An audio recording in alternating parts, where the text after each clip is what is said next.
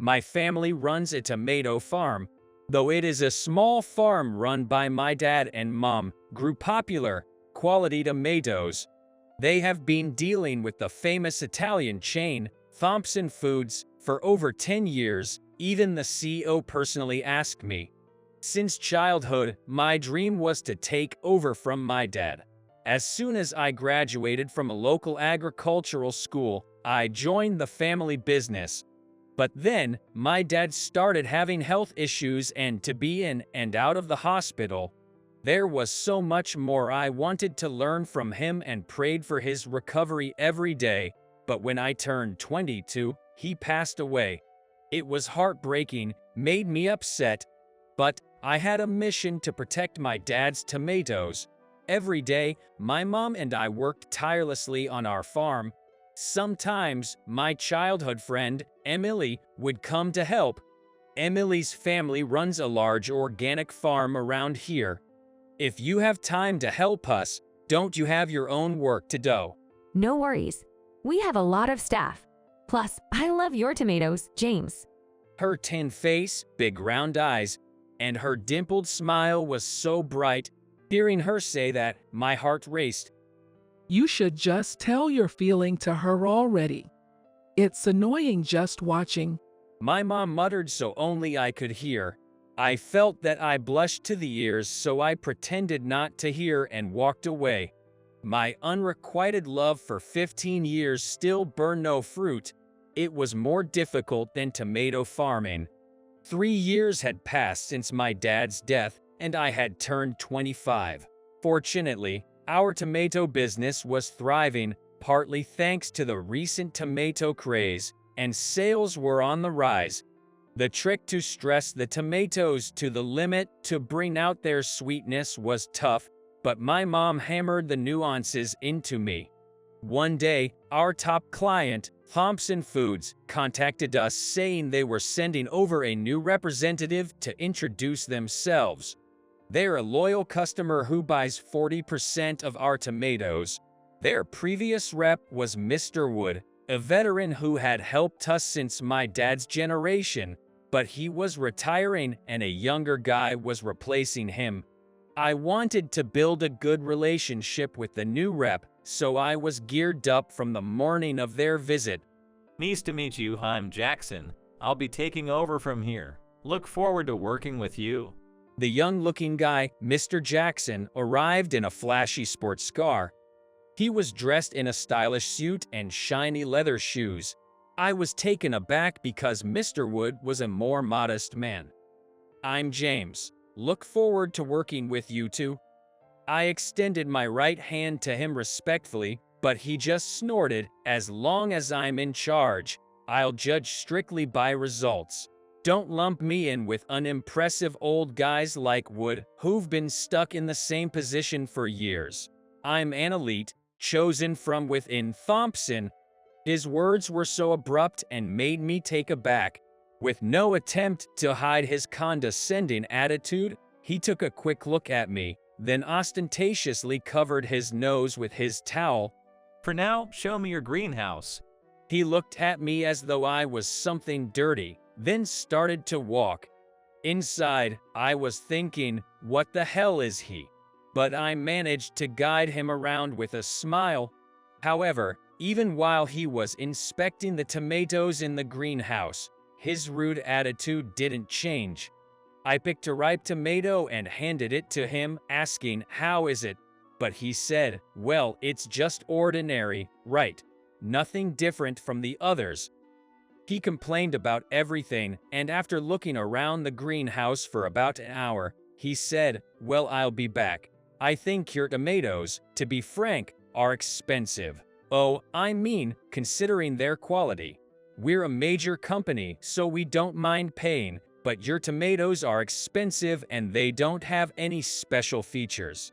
As he brushed the dirt off his shoes with a disgusted expression, he told me, We're going to reconsider the purchase price. I'll contact you later. With that, he quickly got in his car. Wait a minute.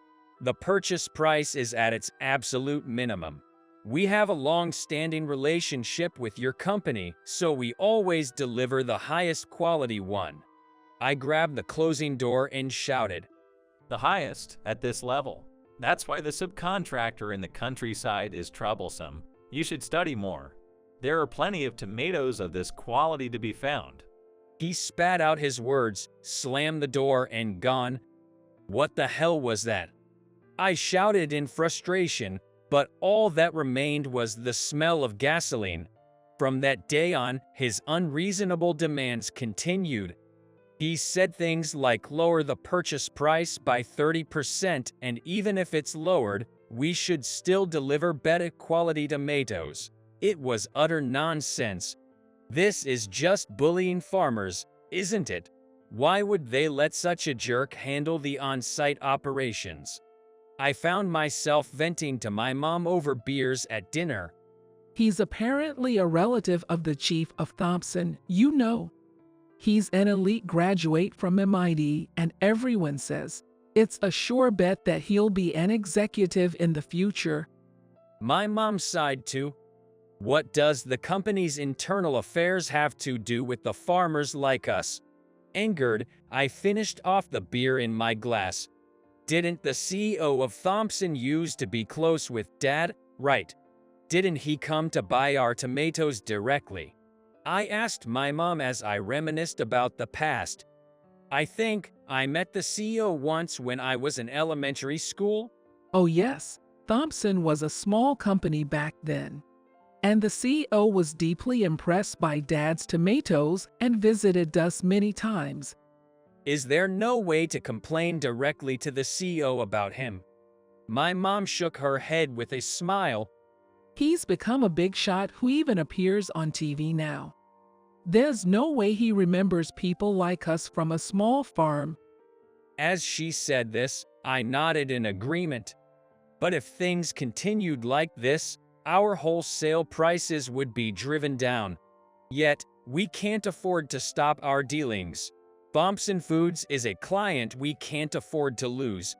Mr. Jackson will come to discuss contract renewal tomorrow. What should I do? My words were met with a troubled expression from my mom. As expected, when he came the next day, he firmly insisted on a reduction in the purchase price. That's why I'm saying tomatoes at your level are a dime a dozen, don't you understand? We're doing business out of charity. You should be more aware of your status. His irritated voice echoed throughout the greenhouse. My mom and Emily, who were harvesting, looked over at us with worry. The one who would be troubled if our dealings stop is you, right? A tiny farm like yours should be grateful just to be able to trade with a big corporation like Thompson. So, from the next season, we'll need this price. Saying this, he slammed a new contract in front of me. Being called tiny got to me. I don't think our tomatoes are common goods. At the price listed here, we can't supply our tomatoes. What? He is glaring at me?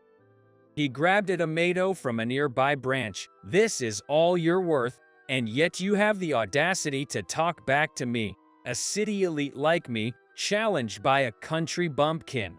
Without hesitation, he threw the tomato to the ground. The red fruit squished and splattered. What the hell are you doing, idiot? The one who yelled out was Emily. As she ran towards us, she carefully picked up the fallen tomato. Do you have any idea how much sweat and time we pour into growing just one of these? How on earth can you supervise farmers without understanding even this? It's you who needs to hit the books again. Her eyes widened in anger as she glared at him. What the hell is this girl? He had been eyeing Emily up and down, suddenly realized, oh, I thought your face looked familiar. You're the girl from that organic farm, ain't you? So what?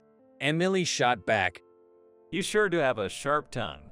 You know your family does business with us, right? How about I consider cutting it off? He stepped up to Emily with smirking and pleasantly.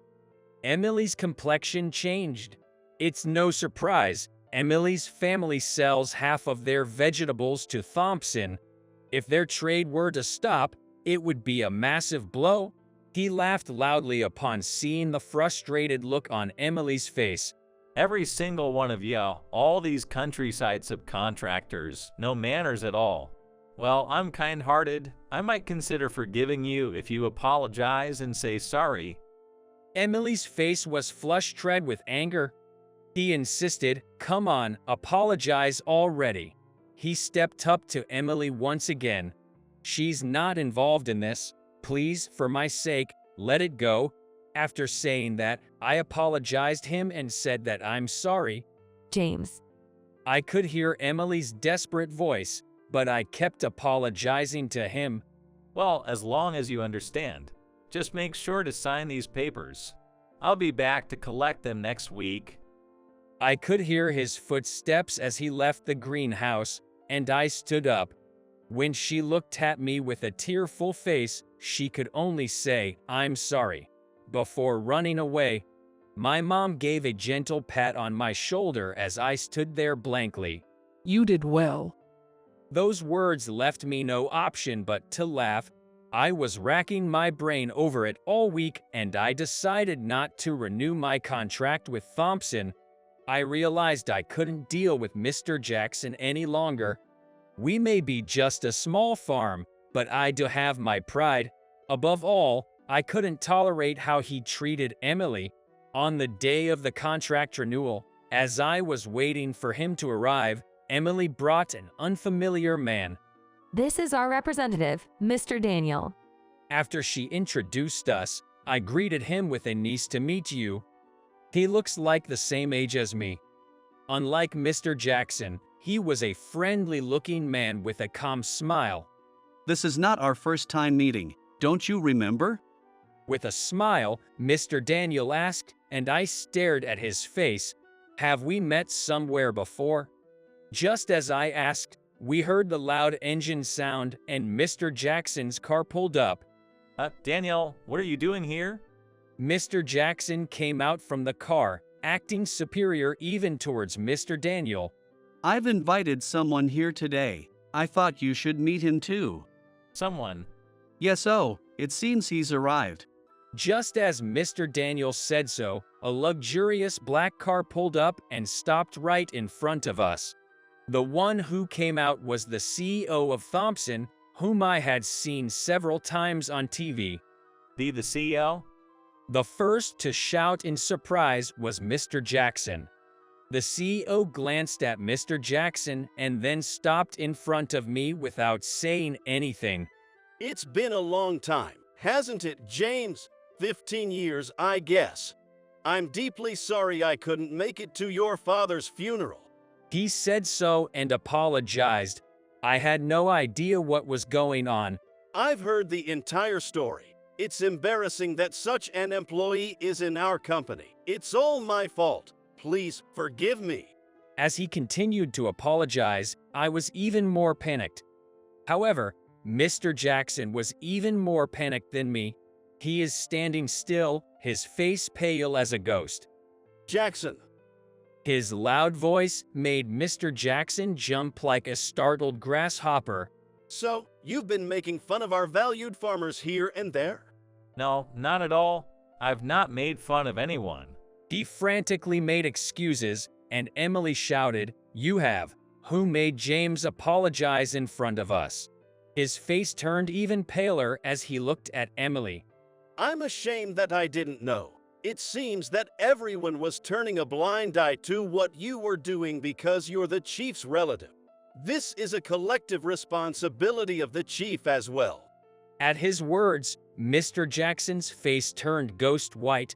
"This is exactly what you call blood draining from the face," I was just trying to benefit the company. "Silence," said with a stern voice. Mr. Jackson went silent. He looked like he was about to cry. "Our job exists because of our farmers. You didn't even understand that while you were working. I'll tell about the punishment later. Get lost." As Mr. Jackson slouched into his car, Emily shouted, "Apologize to James.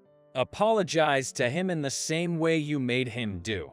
Mr. Jackson turned his white face towards me like a puppet and scowled with frustration. It's okay, Emily. But I don't want to stoop to his level. As I said so, Emily nodded. Mr. Jackson then got into his car and drove away. I turned to the CEO and asked, "Thank you, but why?" I was curious as to how he knew about this matter. I heard it from Daniel here. It seems Emily consulted him. As he pointed out, I looked at Mr. Daniel. "You?" At that, he smiled and said, somewhat shyly, "It's a secret within the company, but I'm his son." Both Emily and I were surprised and looked at him and the CEO.